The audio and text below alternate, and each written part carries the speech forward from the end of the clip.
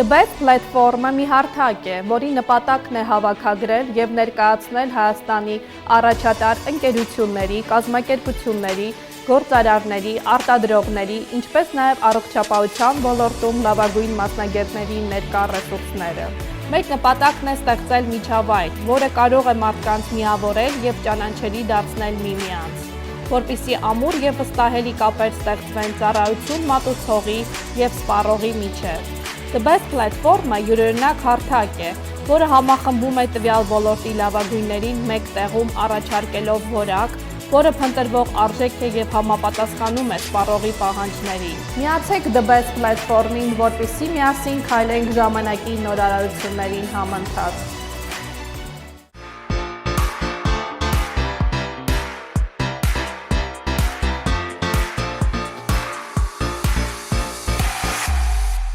Շնորհակալություն ենք հայտնում Թուֆենկյան ավանդական Երևան հյուրանոցին նկարահանումներին աջակցելու համար։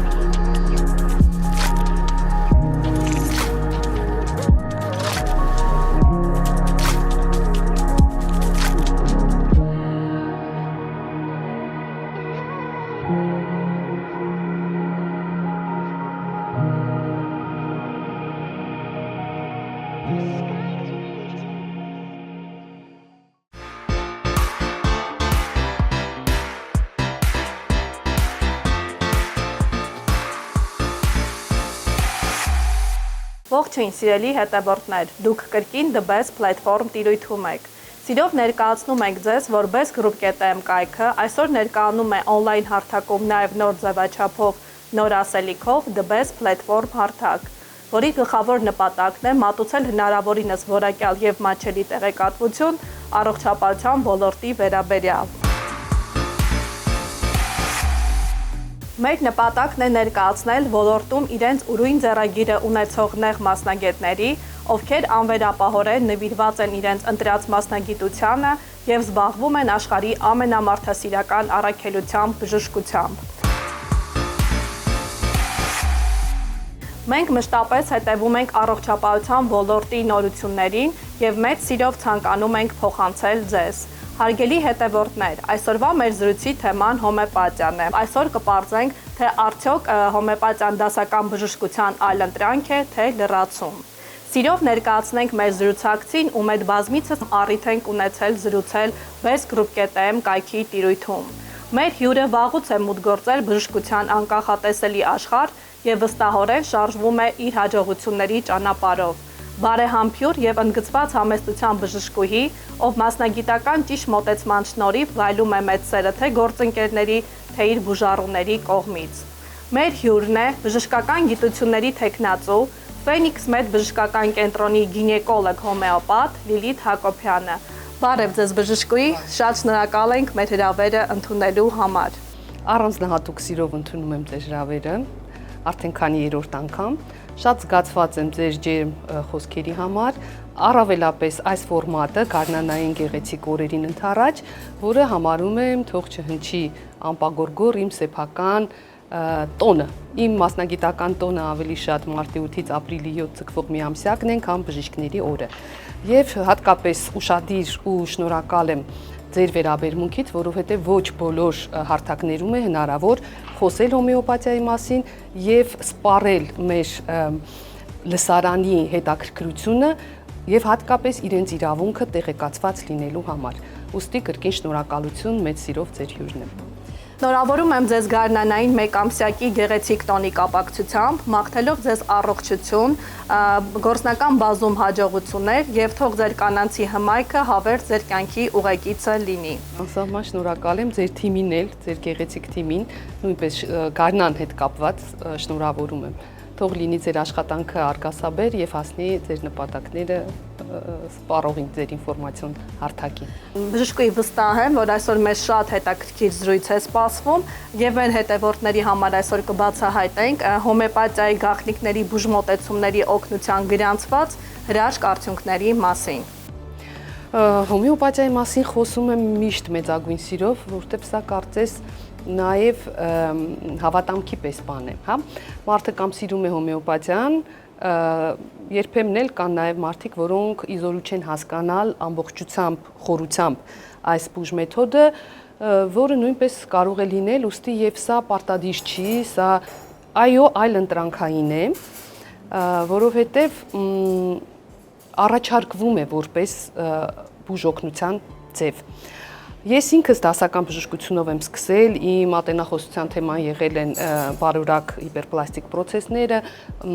մաստոպաթիա, միոմա, պոլիպներ, սրանք շատ ծանոթ ախտորոշումներ են,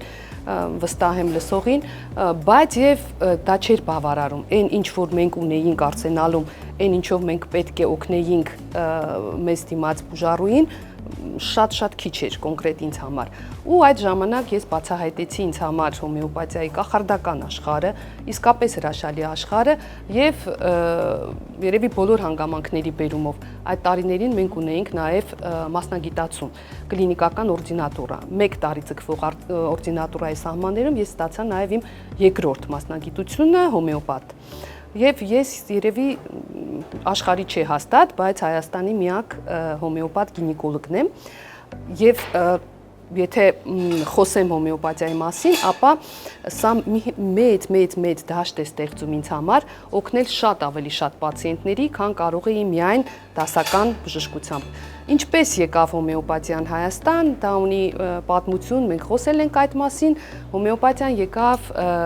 դժնդակ երկրաշարժի պատերազմի տարիներին, Սփյուռքի բարերարների շնորհիվ, հայ ազգի որդիների շնորհիվ, որոնք ուզում էին օգնել իրենց հայրենակիցների ցավին ինչ որ տեղ կարողանալ իսկապես օգնության ձեռք մեկնել պատերազմող, երկրաշարժից հետո ծանր միջավայրում գտնվող մարդկանց եւ հրավիրեցին հոմեոպաթներ Գերմանիայից, Ավստրիայից։ Այստեղ հոմեոպաթ բժիշկների ընտրություն է նաև տեղի ունեցել, ես ավելի ուշ եմ մոտեցել, ավելի ուշ եմ իմացել այս մասին, բայց ստեղծվել է մի փայլուն գեղեցիկ դպրոց, մինչև այս դպրոցը շարունակվում է նաև տիկին Մարիամ Աշիկի Ղարաբաղցյանի շնորհիվ, ցավոք սրտի օրդինատուրան չկա, բայց կան հրաշալի հոմեոպաթներ, որոնք առաջարկում են իրենց բուժմոտեցումը։ Ինչու եմ սիրում ձեզ շատ, որովհետև կարծում եմ, որ մեր բնակչությունը պետք է իմանա, որ Հայաստանում կա հրաշալի հոմեոպաթիա, որ մինչև օրս էլ, անգամ առաջիկա մայիսին, մենք ունենում ենք միջազգային գեղեցիկ կոնֆերանսներ եւ առատորեն աշխարհի լավագույն հոմեոպաթները գալիս եւ կիսում են իրենց փորձը մեզ հետ։ Այդ փորձը վերաբերվում էր եւ կովիդին, եւ ինֆեկցիաներին, եւ անպտղության վերաբերյալ կոնկրետ ես գնացի Անգլիա եւ աշխարհի ամենահայտնի բժշկուհուց, որը զբաղվում է հոմեոպաթորեն անպտուղ զույգերին բուժելով, ստացա մի մեծ պաշար գիտելիքի, որը հաջողությամբ կիրառում եմ եւ շատ գոհ եմ։ Բժշկուհի, ինչպիսի բուժմոտեցումներ եք դուք կիրառում։ Ես եթե ինձ հարցնեք ինչ բժիշկ եք, երևի կասեմ շատ ունիկալ բժիշկ եմ, որովհետև ինձ համար իսկապես գոյություն ունի հոմեոպաթիա, որը ընդգրկում բժշկություն է, ուղղակի որպեսզի հասկանալի լինի մարդուն, հոմեոպաթիային հետաքրքրում է դուք ինչ հոմեոպաթին, ինչպիսի երաշտեսակ, ինչպիսի ուտելիք եք նախընտրում, ձեր ծնողներից առաջ անգամ տատերի, տատի եղբոր եւ այլն ժառանգության, այն որ ասում են 7 բորդ, հա, այդ հեռավորության վրա ինչպիսի հիվանդություններ են եղել, ինչից են մահացել ձեր նախնիները, ուռուցքներ ունեցել են, թե չեն ունեցել։ Այսինքն մենք վերցնում ենք մի ամբողջ ցեղի պատմություն ու կոնկրետ մարդու իր խնդրով։ Մենք հարցնում ենք մարդը ունեցել է արդյոք տրավմա, թե ոչ, ինքը հիվանդ է որևէ ինֆեկցիայից հետո, թե ոչ, դա նույնպես շատ կապ ունի։ Մանկական ինֆեկցիաներ ունեցել է, թե չէ, պատվաստումներ ունեցել է, թե չէ։ Մենք վերցնում ենք ամբողջ մի պատմություն մարդու վերաբերյալ եւ խիստ անհատապես մոտենում ենք այս խնդրին։ Օրինակ շատ པարզ օրինակ եթե բերեմ, մեկը ստրեսից կարող է ազատափություն ունենալ, մյուսը սրտամկանի ինֆարկտ, մյուսը կարող է ունենալ անորեքսիա եւ այլն։ Այսինքն ամեն մարդ յուրովի է պատասխանում դրսից եկող ազդակներին, դրա համար հոմեոպաթին սա շատ հետաքրքիր է եւ նույն խնդրով տարբեր մարդկանց մենք բոլորովին այլ տեղեր կարող ենք տալ։ Այսինքն այստեղ շատ կարևորվում է անհատական մոտեցումը հիվանդին, շատ կարևոր է։ Հաջորդ ֆակտորը, որ ես շատ սիրով կիրառում եմ եւ էլի շատ գոհ եմ, դա նաեւ մեր սննդային խնդիրներն են։ Ինչպիսի դեֆիցիտներ ունի մարդը սննդի մեջ, ինչն է ավել, ինչն է պակաս, ինչպիսի վիտամինային, միներալային նորից շտկումների կարիք ունի ինքը, որովհետեւ այդ հողեղեն հիմքը մեր նույնպես շատ կարեւոր է։ Եթե հոմեոպաթիան ավելի թրթիռ մակարդակով ինֆորմացիոն դաշտի շտկման մակարդակում է աշխատում, ապա այստեղ օրթոմոլեկուլյար բժշկությունը, որը իմ ամենօրյա կիրառության մեջ նույնպես շատ մեծ դեր է զբաղեցնում, այստեղ արդեն մենք խոսում ենք զուտ մարմնի ֆիզիկական խնդիրների մասին։ Երբեմն ես որպես դասական բժիշկ էլի օգտագործում եմ, դիմում եմ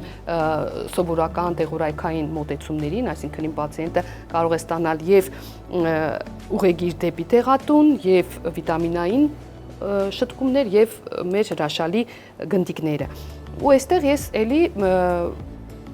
ջատագովն եմ ու կարծում եմ դրա ժամանակը մենք կունենանք, որպեսզի նաեւ ինտեգրատիվ բժշկության կենտրոն հիմնենք նաեւ Հայաստանում, ինչը որ կա աշխարհի բոլոր զարգացած երկրներում։ Դրա մեջ կարող է մտնել մարդուն եւ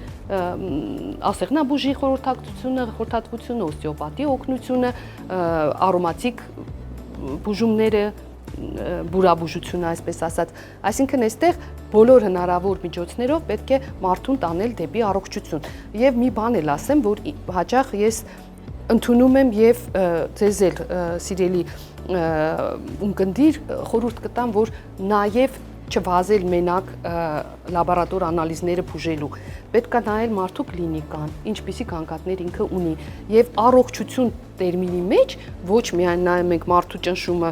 արյան անալիզը կամ չգիտեմ վիտամինի պակաս կա թե չկա, այլ նաև այդ մարդը ինչի է ունակ իր ընտանիքի, իր հասարակության համար։ Այսինքն առողջ մարդը դա այն մարդն է, որը արարում է, որը իր էությամբ իր շուրջ ստեղծում է դրական դաշտ եւ ինչ որ լավ բան է անում հասարակության համար, ինքը իր կյանքի համար։ Դեպրեսիա ունեցող մարդը, ինչը ցավալիորեն գիտեք աշխարհում շատ տարածված է, ու ինչն է վատ, որ մարդը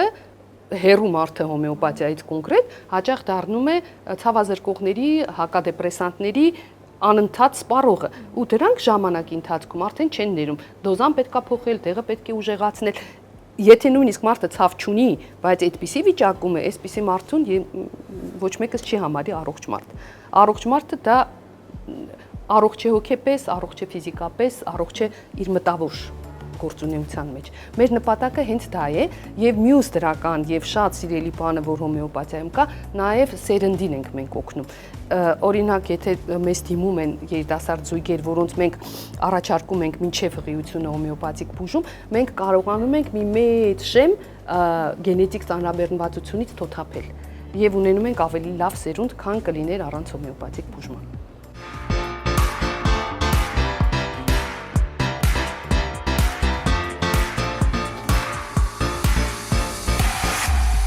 Բժշկուհի, ինչով է տարբերվում ձեր բուժմոտեցումը ձեր գոլեգաների բուժմոտեցումներից։ Այսպիսի մի արտահայտություն կա, քանի հոմեոպաթ, այնքան մոտեցում, համաձայն եմ որոշակիորեն, որտեղ ամեն մեկս մեր փորձից, մեր ուսուցիչներից վերցրածից ելնելով մոտենում ենք մեր պացիենտին։ Իմ դեպքում ես ավելի շատ ֆրանսիական հոմեոպաթիայի շերտերով, մակարդակներով բուժման մոտեցմանն եմ կողմ, երբ մենք աշխատում ենք առանձին օրգանի հետ, ասենք լյարդ երիկամ օգնում ենք որ կամ սիրտ, որպեսզի օրգանը կարողանա ճիշտ կատարել իր ֆունկցիան։ Մենք օգնում ենք օրգան համակարգին, մենք օգնում ենք տվյալ օրգանիզմին, ինչպես ասացի, հույզերով, երազներով եւ այլն, եւ օգնում ենք մարդուն արդեն իր գենետիկայից ելնելով, որը կոչվում է միազմատիկ բուժում։ Այսինքն իմ պացիենտը չի ստանում մեկ պրեպարատ, որոշ դասական հոմեոպաթներ տալիս են մեկ տեղ։ Իմ պարագայում ես սովորաբար կարող եմ տալ 4-5 դրենաժային տեղեր, համակարգային տեղեր, կոնստիտուցիոնալ տեղեր, միազմատիկ տեղեր եւ այլն։ Եվ մյուս առանձնահատկությունը, որը էլի եկավ ֆրանսիական դպրոցից, մենք հրաշալի տիկին Ժակլին ունեցանք, որը սիրով փոխանցեց իր փորձը մեզ, ինքը սկսել էր ասեղնաբուժությունից եւ շատ լավ տիրապետում էր պուլս դիագնոստիկային։ Եվ մենք սովորեցինք պրեպարատը ընտրել կոնկրետ մարդու պուլսով։ Այսինքն դեղի տեսակը եւ դեղի դոզան ես ընտրում եմ կոնկրետ մարդու պուլսը հաշվի առնելով։ Սա շատ փոքրիկ, բայց շատ կարևոր նյուանս է, որովհետեւ ես հասկացա, որ դրանով ավելի էֆեկտիվ դարձավ մեր հոմեոպաթիան։ Բժշկուի հարցազրույցներից մեկում նշել եք, որ դուք իրականացնում եք օրթոմոլեկուլյար բժշկության սկզբունքներով։ Օրթոմոլեկուլյար բժշկության սկզբունքները եկավ արդեն շվեյցարական դպրոցից, Աստված օգնի Ռուբեն Վարդանյանին իր նախաձեռնությամբ պրոֆեսորը եկավ եւ վերապատրաստեց մեզ, այստեղ էլ մենք արդեն կիրառում ենք մարդու դեֆիցիտների որոշումը եւ դեֆիցիտները լրացնելու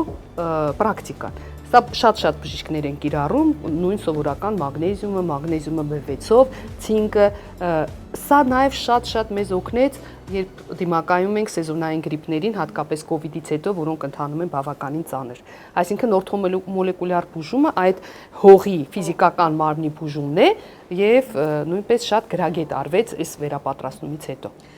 Բժշկուի տեղյակ ենք, որ նաեւ Քաշմիրի շայվիզմի միջազգային որակավորման յոգայի մարզիչ եք։ Կմանրամասնեք։ Սիրով կմանրամասնեմ, ընդամենը 200 ժամ, այսինքն նշանակում է շատ փոքրիկ ուսուցիչ եմ ես, բայց եւ ուրախ եմ, որ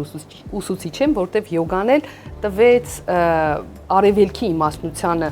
մոտիկից տեղյակ լինելու եւ ինչ որ չափով հասկանալու։ Այսինքն չակրալ սիստեմը, եթե չասեմ մենակ ֆիզիկական ասանաներ, վարժություններ եւ այլն, ընկալել, հասկանալ մարդկանց էներգետիկ անիվներ, հա, չակրան նշանակում է անիվ սանսկրիտից, հասկանալ չակրաների դերը, չակրաների ֆունկցիան, անգամ անպտղության մեջ երկրորդ չակրայի նշանակությունը, հոգեկան խնդիրներով, դեպրեսիաներով մարդկանց մոտ վահանագեղձի չակրայի նշանակությունը, արդեն նաև արևելքի տեսանկյունից վեդաներից եկած Պատանջալի իմաստնությունից, որը 5000 տարվա իմաստնություն է ու զարմանալիորեն հիմա այս մեր քվանտային ֆիզիկային է գալիս առնչվում։ Սա ինձ նույնպես տվեց մարդու ամբողջությունը ճիշտ ընկալելու, ամբողջական ընկալելու հրաշալի բանալի։ Բժշկուի ընդունված ավանդույթ է, որ երեխաները ընտրում են իրենց ծնողների ընտրած ուղին։ Ձեր երեխաների դեպքում ինչպես է։ Երեխաներիս դեպքում չէ, բայց հույս ունեմ միգուցե թոռներիս դեպքում ու իսկապես ճիշտ եք ասում, ինձ համար հոմեոպաթիան հարստություն է, որ չպիտի կորի, նաև մեր ազգային հարստությունն է։ Շատ կուզեմ, որ դպրոցը մեր փորձը կարողանանք փոխանցել, հոմեոպաթներ շատ լինեն, որովհետև այն ընտանիքները, ովքեր առնչվում են հոմեոպաթիայի հետ, հասկանում են հոմեոպաթիայի խորությունը, ճշմարտացիությունը թույլ տվեք ասեմ, իրենք կարիք ունեն հոմեոպաթի։ Եվ 3 թոռնիկ ունեմ, միգուցե իրենցից որևէ մեկը ունեմ հրաշալի հարցիկ, որը բժշկության ոլորտում է նույնպես, աղջիկս հաճախ ինձ օգնում է եւ ինչ որ ձևով ոչ մասնագիտական, բայց անուղղակիորեն իրենք տեղյակ են, անգամ պրեպարատները, որը ինչի համար է, ինչպես որոշակի գիտեն, բայց մասնագիտական առումով այս շատ կուզեմ, որ աշակերտներ։ Բժշկը ինչպես եւ որտեղ եք անցկացնում ձեր հանգիստը։ Հանգիստս ընտանիքիս հետ եմ սիրում անցկացնել, նաեւ շատ սիրեցի Իտալիան, անսահման հետաքրքիր էր ինձ համար, հիմա իտալերեն եմ սովորում, դա էլ իմ հանգստի հետաքրքիր մասը կազմում, ինձ հետաքրքիր էր իրենց մշակույթը, իրենց խառնվածքը եւ իրենց սերը հայ ժողովրդի հանդեպ եւ այնտեղ էլ իրենք ունեն հրաշալի առողջարաններ, որտեղ ցեխաբուժություն, յոգա եւ այլն, կա այդպիսի մտքեր, որ կարելի է նաեւ կազմակերպել բուժական туриզմ, մենք նույնպես կարողանանք օգտվել Ալպերի բնության հրաշքներից։ Ինչ է ձեզ համար երջանկությունը աշխատանքում եւ ընտանիքում։ Երևի ավելի լավ ձև, քան արտահայտվել է այդ մասին տաղանդավոր Չապլինը, ուրիշ ձևակերպում չեմ գտել դեռևս։ Այդ այն է, երբ դու տանից ուզում ես գնաս աշխատանքի, իսկ աշխատանքից ուզում ես վերադառնալ տուն։ Այսինքն այդ բալանսն է, երբ դու երջանիկ ես եւ տանը եւ աշխատանքում։ Բժշկուհի, եւ որպես վերջաբան ինչ կմաղթեք մեր հանրությանը եւ մեր հետևորդներին։ Կմաղթեմ, որ անպայման լինեն պրպտող, իրենց փորձից ելնելով դատեն ցանկացած բժշկի եւ ցանկացած մեթոդի մասին, որտեվ այնքան շատ է ինֆորմացիան եւ երբեմն այդ ինֆորմացիայի ճիշտ ու սխալը դժվար է տարբերել, դրա համար եղեք բաց, լսեք, տեսեք, փորձեք, հասկացեք, ընկալեք եւ իհարկե գարնանաբույր էստոներին շատ բալիկներ ունեցեք, շատ իմ ամեն անգամվա մաղթանքն է, ունեցեք շատ բալիկներ, սիրելիներ։ Բժշկուհի, հուսանք, որ այսօր շատերի համար բացահայտեցինք հոմեոպաթիայի բուժմոտեցումների արդյունավետության մասին, որ այո, իրականում հնարավոր է բուժառուներ իրենց բուժումը ստանան առանց քիմիական հավելումների, դեղամիջոցների։ Դեք օրինակ շատ պարզ վերջին ամիսներից օրինակ բերեմ, երբ մեծ պոլիպով կինը ունենում է շատ լավ բալիկ եւ կին, որը մի փոքրիկ խնդիր ուներ ֆիզիկական արգանդում, որին առաջարկվեց վիրահատություն, անգամ վիրահատող բժիշկը մտածում էր, որ արդյոք դա խանգարելու է թե չէ, բայց պարզվեց այո, երկուսն էլ ունեն հրաշալի արդյունք, լավ բալիկներ եւ անհատական մոտեցումը ցանկացած մարդու, ցանկացած դեպքի, դա ամենակարևոր խնդիրը պետք է լինի ներկայիս բժշկի։ Եվ ներկայիս բուժառուն եւս պետք է փորձի խույս տալ համընդհանուր ընդունված ինչ-որ սխեմատիկ բաներից, հա, մեկին սա օգնեց, մյուսին կարող է չօգնել եւ հակառակը։ Այսինքն ամեն դեպքը պետք է յուրովի դիտարկել եւ յուրովի մոտենալ։ Շատ շնորհակալ ենք մեր այս հետաքրքիր եւ բովանդակալից զրույցի համար, ցանկանում ենք ձեզ նորանոր ձեռքբերումներ ձեր մասնագիտական ոլորտում։ Շնորհակալ։ Հարգելի հետևորդներ, անչափ շնորհակալ ենք, որ հետևում եք մեզ։ Բաժանորդագրվեք մեր YouTube-յան ալիքին եւ հետևեք բժշկության նորարարական բուժմոտեցումներին։ Միացեք The Best Platform-ին, որպեսզի միասին օգտվենք այս հնարավորությունից ճանաչել մեր լավագույն բժիշկներին։ Իսկ մենք դեռ կրկին կհանդիպենք նոր ասելիքով։ Սիրով ձեզ համար The Best Platform։